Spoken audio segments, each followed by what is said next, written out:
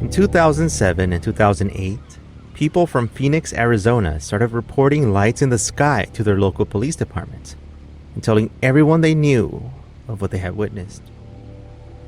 They showed up out of nowhere. They were glowing like orbs in the sky, and yet no one was able to figure out exactly what was going on. Eventually, the lights were explained as being military flares dropped by aircraft. They were from Luke Air Force Base. Well, that was what explained the 2007 incident.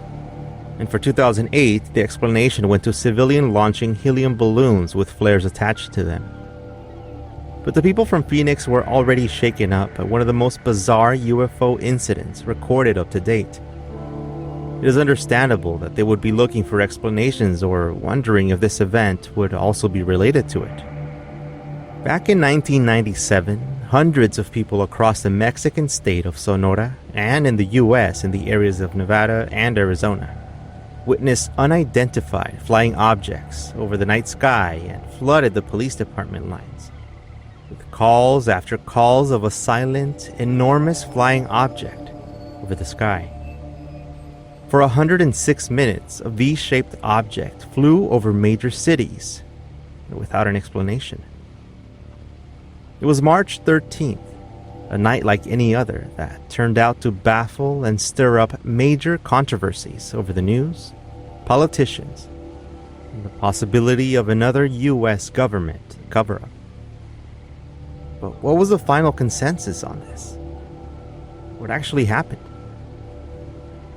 Let me tell you about one of the most famous encounters with UFOs in history, the Lights over Phoenix incident.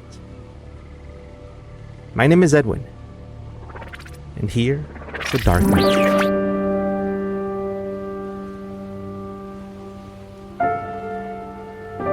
It was a Thursday, 6:55 p.m. on March 13, 1997, when a man living in Henderson, Nevada, reported seeing a V-shaped object and went as detailed to count the 6 large lights on its leading edge.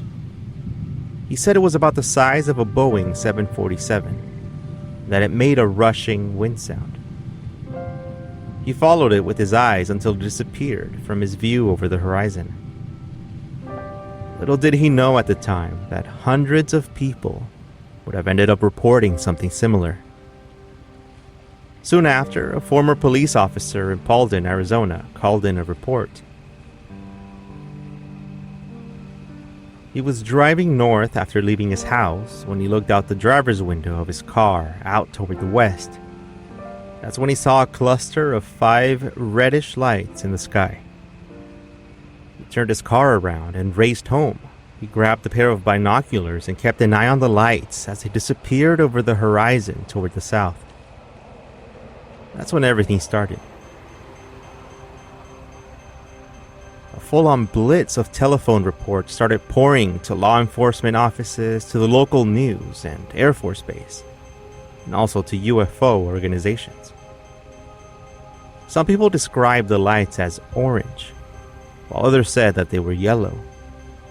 Some people said that the flying objects were flying very fast, while others said that they went so slowly that they were even able to stand still in the sky and simply hover in place. When all of these reports were coming in, those taking notes on the subject started to wonder if maybe they were different objects that were being reported. The majority of people said that they looked like a wedge or a series of lights flying in V formation. Perhaps the most bizarre part of these accounts is that most of the witnesses emphasized just how big this object was, that it blocked out a huge part of the sky, covering up the stars with pitch black darkness.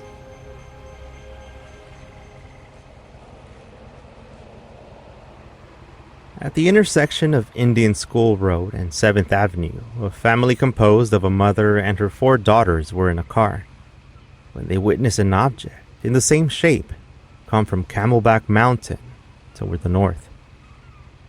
They were in awe as they looked out the windows to see the object hover right above them for about 5 minutes.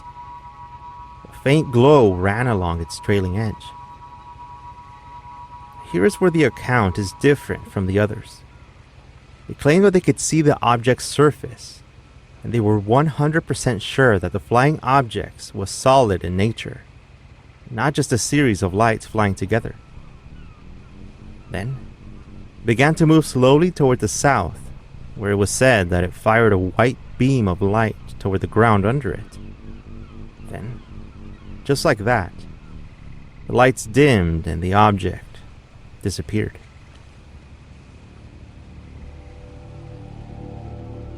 Pilots, air traffic controllers, and others from Sky Harbor International Airport, which was only a few miles to the south, also reported seeing the same object. Witnesses reported that the object made its way toward the mountains to the south of Phoenix. Soon after that, reports came in about sightings along Interstate 110, around Casa Grande. A family of 5 people on that road said that the object passed over their car, that it was so large that they could see a wingtip when they looked to their left, and the other one when they turned to their right. Everything from a huge flying disc to fireballs in the sky. The lines were being flooded with information about this object in the sky. However, the lack of action from the city officials make this a very strange case. Not many local news outlets reported on the sightings. It would take about 10 weeks later for it to finally make headlines thanks to a front-page article in USA Today, published in June 18th of that same year. Now, I have mentioned other encounters with UFOs in this podcast, like the event involving Barney and Betty Hill, which was a widely known case of an alien abduction almost 60 years ago. And UFOs and aliens have been mentioned as a potential explanation to some events described here. This one is different. How is it possible that hundreds and perhaps even thousands of people witnessed a huge, strange flying object in the sky, yet there was no explanation? UFO conspiracy theories also came about even before the Lights Over Phoenix incident. It happened in Los Angeles in 1942. It was called the Battle of Los Angeles, when searchlights were pointing at a dark object in the sky, when anti-aircraft artillery started trying to bring it down. An image on the Los Angeles Times, published on February 26, 1942, showed searchlights taking aim at a saucer-looking object in the darkness of night. This, however, was soon debunked. The object in the image had been altered at the time, which was common, as a way to make the black and white images come out better once they were printed. Also, the flying object in the sky was later determined to be a weather balloon that was sent off at 1 a.m. It was that object that started all the shooting, and then the bullets and lights from artillery started confusing everyone. Everyone just joined in firing toward the sky. The US had just entered the Second World War and tensions were high, thinking that the area was being attacked by Japanese forces.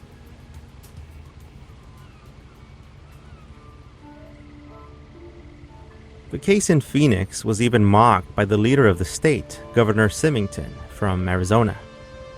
During a press conference, he brought along an aide to the stage, dressed in an alien costume. Later on, though, he would admit to having seen the objects himself, and then say that, quote, "As a pilot and a former Air Force officer, I can definitively say that this craft did not resemble any man-made object I'd ever seen. And it was certainly not high-altitude flares, because flares don't fly information." End quote. Councilwoman Frances Barwood launched an investigation into the event and said that out of the 700 witnesses that she interviewed, the government had not interviewed a single one. One of the strangest accounts was the one from a supposed airman in the Air Force who was stationed at Luke Air Force Base.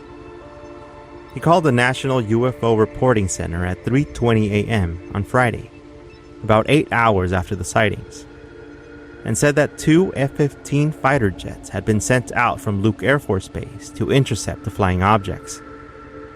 Investigators who were working on reconstructing the event from witness reports said that, in fact, his accounts made total sense and were accurate. However, just 2 days after his first telephone call, he called in again to report that he had been transferred to an assignment in Greenland. He wasn't heard from again. Despite the hundreds of witness accounts, the government and Air Force officials have denied these events, leaving it up to us to come up with our own explanations. Could this have been a series of flares dropped from airplanes in formation? Or could this event be used as proof to show that, in fact, a huge aircraft was hovering over densely populated areas, thereby proving the existence of aliens? Perhaps in the future we will have a definite answer to this question. But for now, we'll have to wonder what else lives out there when we look out to the sky.